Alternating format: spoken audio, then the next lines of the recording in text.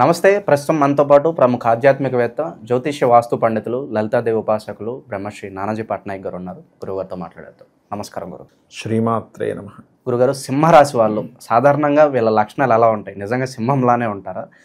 అలాగే life long వీళ్ళు చేసుకునే పరిహారాలు కావచ్చు, జీవిత పరిహారాలు, ఆలయ పరిహారాలు, వీళ్ళు పుట్టిన దగ్గర నుంచి మరణించే వరకు ఎలాంటి పరిస్థితులు, సందర్భాలకు వీళ్ళు ఎదురవుతాయి? మీ మాటలో వివరించండి. తప్పకుండా అండి. ఫస్ట్ ఆఫ్ ఆల్ సింహలగ్నంలో జన్మించారంటే చాలామంది ఏమనుకుంటారంటే సింహం అంటే చాలా ఉగ్రంగా ఉంటుంది, కోపంగా ఉంటుంది.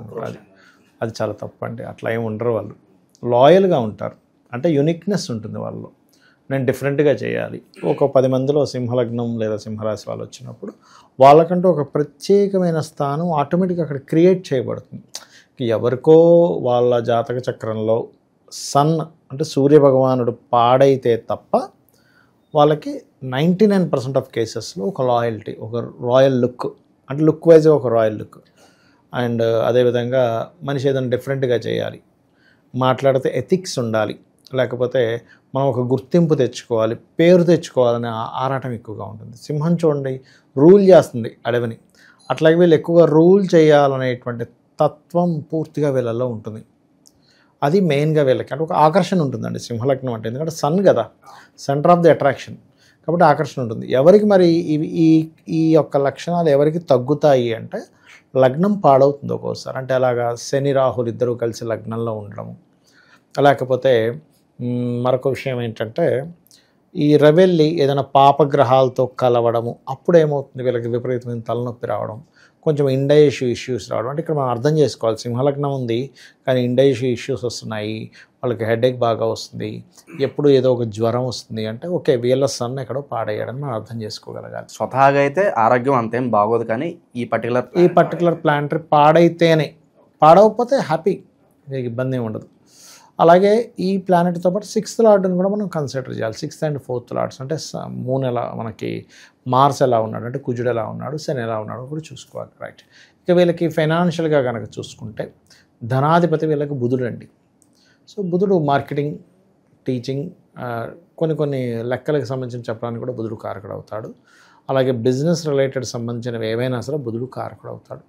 అయితే ఇందులో ఎప్పుడైనా సరే ఎవరైనా సరే నాకు 2వ అధిపతి బుధుడు కదా నేను వ్యాపారం చేసేస్తానంటే కాదు. ఎందుకంటే ఒక విషయం చెప్తా చూడండి. ఒక పెద్ద బిజినెస్ మ్యాన్ ఉన్నాడు, వాళ్ళకు 3 పిల్లలు ఉన్నారు. ఆ ముగ్గురు బిజినెస్ పీపుల్ అవ్వాలని రూల్ లేదు. ఏదైతే ఒక ఫ్యామిలీలో పుట్టినటువంటి సంతానానికే యాజ్ ఇట్ ఈజ్గా అవి రావు. మనకి ఎంతమంది చూడండి డైరెక్టర్స్, ప్రొడ్యూసర్స్ ఉన్నారు సినిమా ఫీల్డ్లో దిగ్గజాలు, కానీ వాళ్ళ పిల్లలు రారు పెద్దగా. వేరే అసలు ఏ బ్యాక్గ్రౌండ్ లేని వ్యక్తి వస్తాడు. దట్ ఈజ్ యోగం. అలాగే నేనేమంటానంటే మీకు 2nd లార్డ్ బుధుడైనందుకు యోగం కొంతవరకు కనెక్ట్ అయి ఉంది బిజినెస్కి, కానీ ఆ మెర్క్యూరీ ఎలా ఉన్నాడో చూడాలి.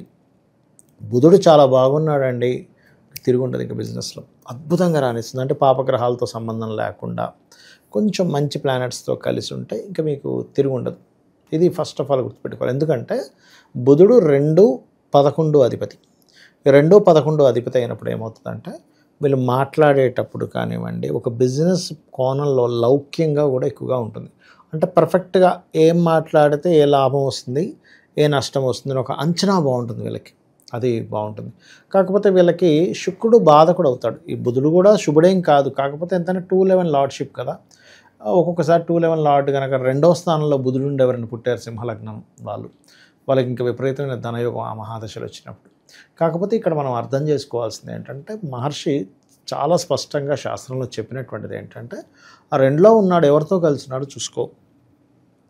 మీరు ఒక ట్రైన్ జర్నీ చేస్తున్నారు, మీ పక్కన ఒక వ్యక్తి, ఎదురు ఒక వ్యక్తి, మీకు ఎవరైతే ఉన్నారో వాళ్ళు మంచి చెప్పేవాళ్ళు ఉంటే మీ లైఫ్ మారచ్చు, ఆ జర్నీలో మారచ్చు. అదే మిమ్మల్ని ఒక రాంగ్ వేలోకి తీసుకెళ్లే పర్సన్ మీకు పరిచయం అయ్యాడు ఒక జర్నీలో, మీ లైఫ్ అక్కడి నుంచి తలకిందులు అవ్వచ్చు. ఇట్స్ డిపెండ్ ఆన్ ప్లానెట్, ఏ ప్లానెట్తో కనెక్ట్ అయ్యింది అనేటువంటిది శాస్త్రం చాలా స్పష్టంగా దాన్ని చూడమని చెప్తుంది. సో ఇది చాలా చాలా ముఖ్యమైనటువంటి అంశం. అలాగే ఈ శుక్రుడు కూడా పాపని చెప్పుకున్నాం కదా. సర్వసాధారణంగా ఏంటంటే సింహలగ్నం వారికి ఎక్కువ ఇబ్బందినిచ్చేది ఏమిటి 90% అంటే కెరియర్ అండి. కెరియర్ సెట్ అవ్వట్లేదు. ఎనీ సింహలగ్న కెరీర్ అంటే జాబ్ చేద్దామంటే కాదు, లేకపోతే తక్కువ శాలరీకి వెళ్ళి పని చేయడం, లేదా చేస్తున్న పనిలో గుర్తింపు లేకపోవడం. సహజంగా వీళ్ళకంటూ గుర్తింపు ఉంటుంది, కానీ వర్క్లో గుర్తింపు రావట్లేదని, లేకపోతే స్త్రీ మూలకంగానే కొన్ని జాబ్స్ విషయంలో ఇబ్బందులు రావడము, లేకపోతే కొంతమంది కళాకారుల వల్ల, సినిమా ఫీల్డ్ వాళ్ళ వల్ల, లేకపోతే ఏదైనా కళారంగ, not only cinema field, any కళారంగ సంబంధించిన వాళ్ళ వల్ల వీళ్ళకి ఇబ్బంది రావడము, కళారంగం వల్లే వీళ్ళు కొంచెం డౌన్ఫాల్ అవ్వడం, ఇట్లాంటివి కనబడుతుంటాయి. బట్ ఇక్కడ ఏంటంటే కళారంగాలకు కారకుడు శుక్రుడు బాగుంటే మళ్ళీ మనం వీటిని బ్యాలెన్స్ చేసుకోగలుగుతాడు వ్యక్తులు. అయితే ఇక్కడ వీళ్ళకి రాజయోగ కారకుడు అని ఉంటారు ప్రతి లగ్నానికి కూడా. ఈ సింహ లగ్నానికి మెయిన్ రాజయోగ కారకుడు ఈజ్ మార్స్, కుజుడు. ఉభయ కేంద్ర కోణాధిపతి, ఉభయ అంటే రెండు విధాలుగా కేంద్రము కోణము రెండూ వస్తుంది. ఈ కుజుడు గనక ఎవరికైనా, అంటే ముఖ్యంగా ఈ సింహలగ్నం వారికి రెండులో గనక ఉన్నాడంటే వీళ్ళ ల్యాండ్స్ మీద కోట్లు సంపాదిస్తారు, క్రోర్స్ ఆఫ్ రూపీస్. నేను చాలా జాతకాలు చూశాను, కుజుడు ఇక్కడ ఉన్నా లేదా 4th హౌస్లో ఉంటాడు కొంతమంది కుజుడు. 4వ స్థానంలో కనుక కుజుడు ఉన్నాడు, ఆ ల్యాండ్స్ ఇంకా తిరిగి ఉండదండి. వాళ్ళు ఎక్కడ పట్టుకున్నా అసలు ఏమీ లేదండి రేట్ అసలు అనేటప్పుడు వాళ్ళు కొనగానే, అసలు ఇలా ప్లాంటరీ పొజిషన్ వాళ్ళు ఎక్కడ ల్యాండ్ కొంటే అక్కడ కొనుక్కోవడం బెస్ట్. మనం మీరు గమనించట్లేదు, కొంతమంది నేను అడుగుతుంటా, గోవాలకి వాటికి వీటికి వెళ్ళి ఈ వాడుతూ ఉంటారు కొంతమంది, సంథింగ్ క్యాజినో అంటారు. నేను మీకు ఎట్లా వస్తున్నాయి డబ్బులే అంటే ఆ మాట చెప్పాడు ఒక ఆయన సరదాగా, సరే ఏమీ లేదు సార్, నేను ఫస్ట్ ఆడను, ఎవడికి వాడు డబ్బులు వస్తున్నాయో చూసుకుంటా, వాడు ఎక్కడ పెడితే అక్కడ పెడతా, ఆటోమేటిక్గా వాడి చూడు నాకు వస్తుంది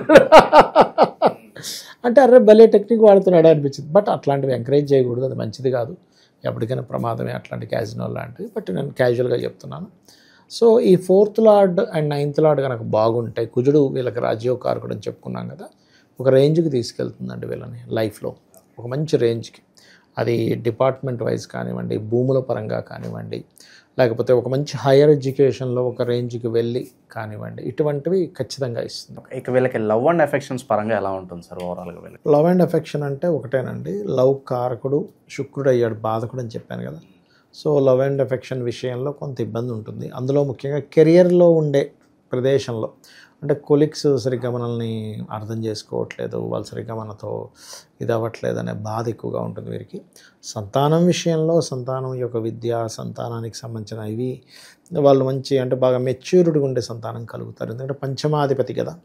సో ఫ్రెండ్స్ కానివ్వండి, సంతానం కానివ్వండి, 5th లార్డ్ గురువు అయినందుకు చాలా మట్టుకు మంచి ఫ్రెండ్స్ ఉంటారు, దైవభక్తి అండ్ స్పిరిచువల్గా వెళ్తున్నటువంటి ఫ్రెండ్స్, ఇట్లాంటి వాళ్ళు ఉంటారు వీళ్ళకి. కాకపోతే ఇక్కడ వీళ్ళు ఎప్పుడు ఫ్రెండ్స్తో ఎవరైనా ఎప్పుడు దెబ్బతింటారు అంటే పంచమాధిపతి, వీళ్ళకి పంచమాధిపతి గురువు కాబట్టి, గురువు ఉదాహరణకు నీచంలో ఉన్నాడు, 6లో ఉన్నాడు, అప్పుడు ఫ్రెండ్స్ వల్ల వీళ్ళకి శత్రుత్వాలు ఏర్పడతాయి. బట్ అదర్వైజ్ ఫ్రెండ్స్ మంచి వాళ్ళే ఉంటారు వీళ్ళకి, అందులో ఎటువంటి భయం లేదు.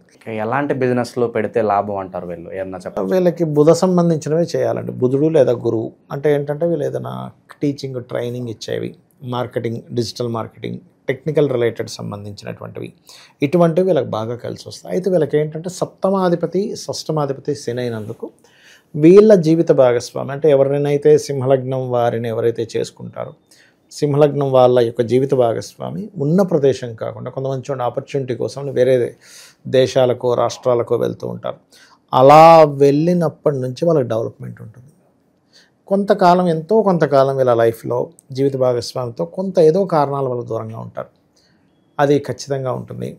అండ్ అలాగే ఎవరినైనా ఇష్టపడి, లేకపోతే వీరిని ఎవరైనా ఇష్టపడి కూడా మిస్ అవ్వడం జరుగుతుంది వీళ్ళ లైఫ్లో, అది ప్రధానంగా ఉంటుంది. ఆ పెయిన్ అయితే తీసుకోవాల్సి వస్తుంది. కొన్ని సందర్భాల్లో మదర్ కూడా చాలా విషయాలు కోల్పోవడం జరుగుతుంది వీళ్ళ మదర్ కూడా, ఎందుకంటే 12th లార్డ్షిప్ వచ్చింది కదా మూన్కి, అందుకని. అయితే వీళ్ళు ఎక్కువగా సూర్యుడిని, దత్తాత్రేయుడిని, సుబ్రహ్మణ్యేశ్వర స్వామిని కానీ, లక్ష్మీనరసింహస్వామిని కానీ ఆరాధన చేస్తుండాలి.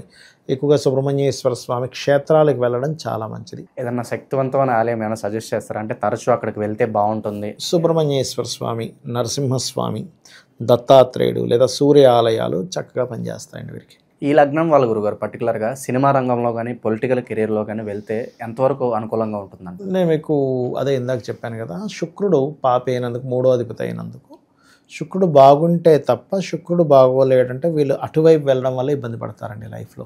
ఎందుకంటే ఆల్రెడీ పాపి అంటే ఎలా అంటే మన శత్రువు ఉన్నాడు, ఆల్రెడీ శత్రువు, ఆ శత్రువు చేతిలో గన్ను ఉంది, ఏంటి పరిస్థితి? అలా కాకుండా శత్రువే, కానీ శత్రువుకి ఎవరో చెప్పారు, అయ్యా పలానా వ్యక్తి మంచివాడు, అనవసరంగా మనం ఆయనతో మీరు ఎందుకే గొడవ పెట్టుకున్నారని. అంటే ఒక శుభుడితో కలిసాడు, అప్పుడు శత్రువు ఏమవుతాడు, సర్లే మంచివాడు అంటున్నాక మనం ఎందుకులే ఇప్పుడు ఆయన ఇబ్బంది పెట్టడం అని ఆగొచ్చు, చెప్పలేం.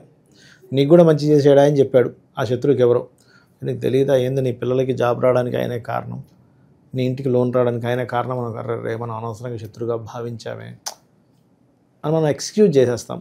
అట్లా శత్రువు ఎలా ఉన్నాడు ఈజ్ మోస్ట్ ఇంపార్టెంట్ అండి ఇక్కడ.